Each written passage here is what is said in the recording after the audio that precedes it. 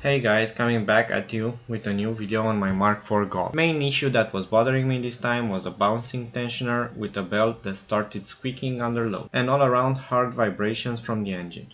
Let me show you how that looks like.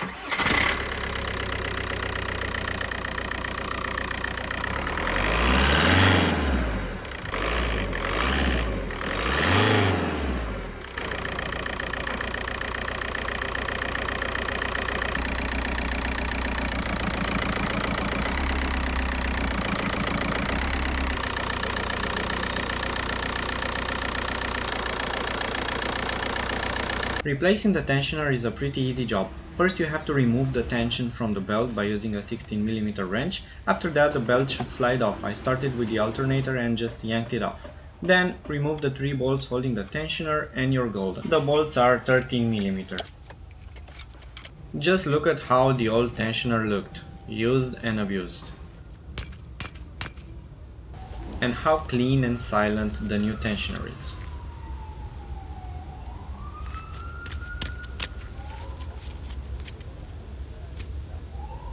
Mounting the tensioner back is just tightening the 13mm bolts and pulling out the torque wrench for some quality ASMR, this time setting it to 25 Nm.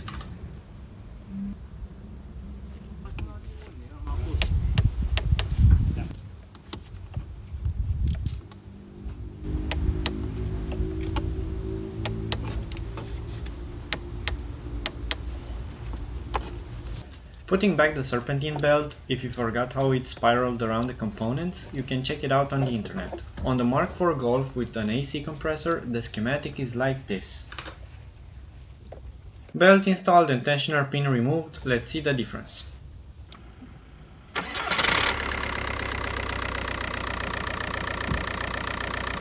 Now it is time to install the engine mounts. Usually a 2-3 hour job for an amateur, but the mechanic before me left me a surprise. For the passenger side mount, no coolant or power steering fluid flush needed, just get them out of the way. I also disconnected an intercooler pipe to get more space. After doing that, get your jack and a block of wood ready to support the engine and start removing the bolts for the engine mount. We have two 18mm bolts mount to engine, two 16mm bolts mount to body, and another screw, I think 13mm, mount to side of body. That was missing for me, so I had to order a new one.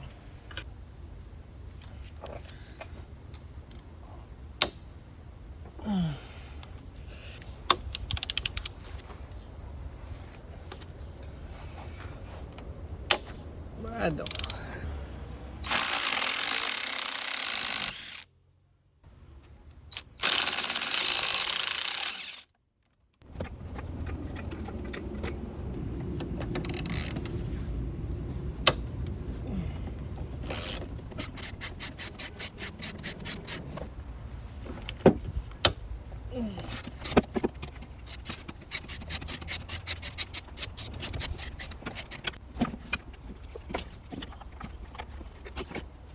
This mount was terrible. It broke in 2 pieces when I removed it, so it was close to collapsing.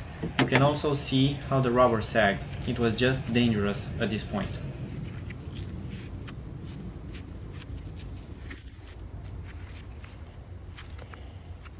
Comparing it to the new mount, the difference was night and day.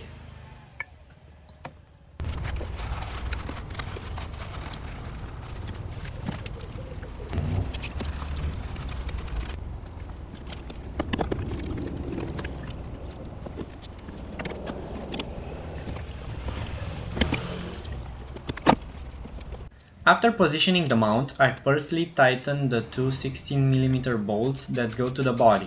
Disclaimer, these should be replaced after about 3 uses as the torquing procedure stretches them. This is 40 Nm with an extra 90 degrees.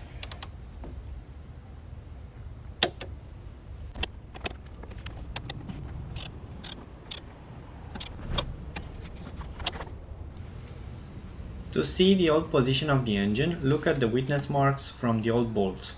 Then just look at how the metal bits line up and you should be fine. There is a procedure for this, but lining it up is good enough.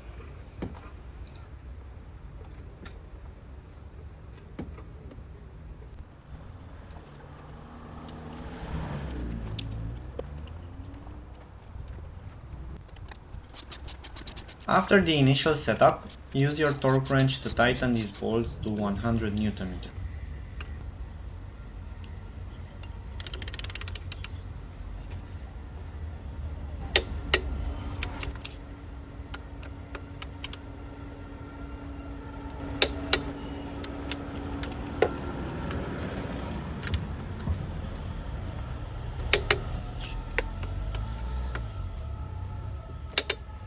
Doing the mount on the driver's side is more or less the same. Just get the airbox out of the way, two colors for the air duct, the MAF sensor connector, a 10 mm bolt behind the airbox, and do not forget the vacuum line. Breaking it could lead to vacuum leaks, brake issues, etc. After these, there are a few clips to remove the S-shaped plastic that covers the wiring, which also has two visiting holes for one of the 16 mm bolts and the 13 mm that goes to the side of the body. Always remember to support your gearbox with a jack before loosening any of the bolts.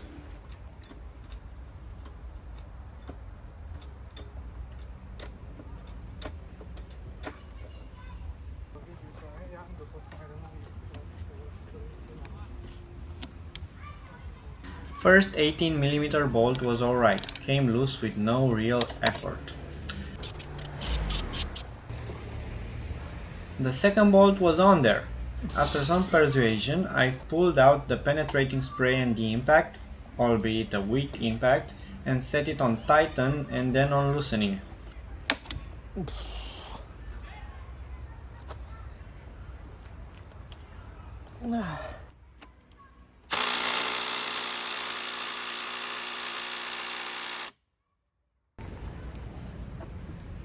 Eu am un șurub aici pe care nu pot să-l scot.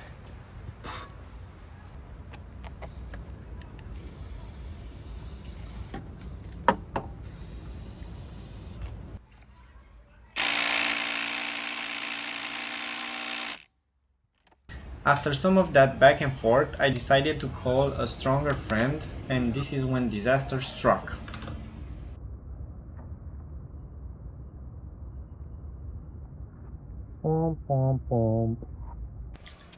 After removing the mount, I started assessing the situation.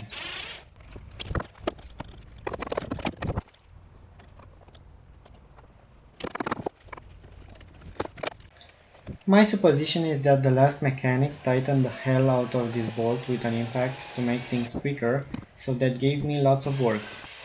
In the following snippets, I tried drilling larger and larger holes through the bolt and fitting increasing sizes of bolt extractors and also hex bit extractors. Had those on hand and they seemed to bite well into the bolt.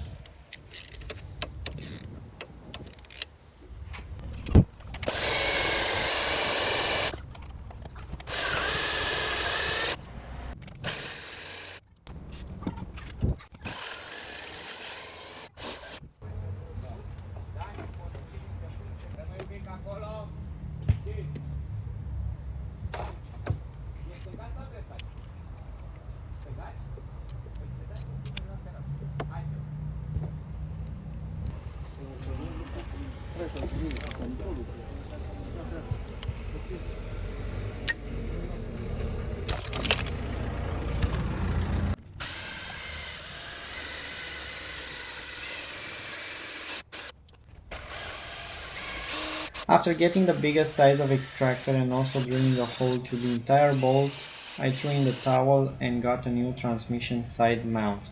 Thank God this was removable.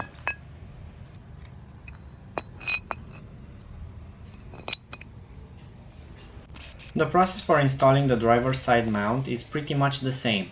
Clean the area thoroughly, as you will not have access to it until the next engine mount job. Start adding the mount to body bolts.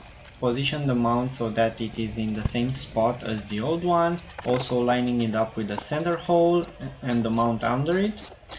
And start torquing the bolts, 100 Nm for the 18mm ones, 40 Nm plus 90 degrees for the 16mm ones, which I was afraid to do because of the bolt breakage, so I tightened to 50 Nm and called it a day.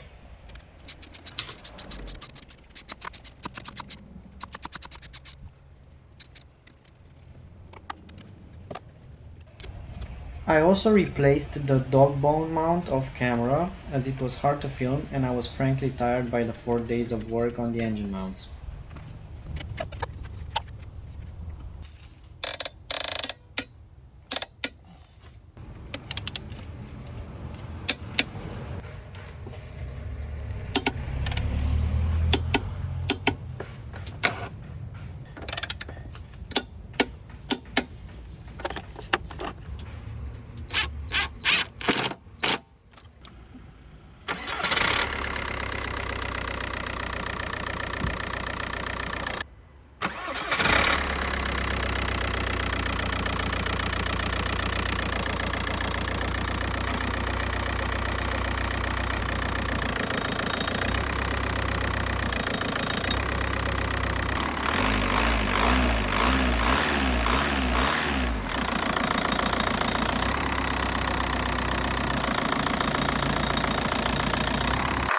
In conclusion, after the tensioner and belt job, the accessory side of the engine is a lot more stable, introducing less vibrations.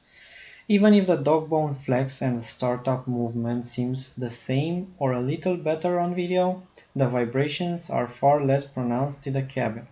But really don't expect too much, as this is an older generation engine and it still is rattlier than the modern counterparts. Thank you for watching.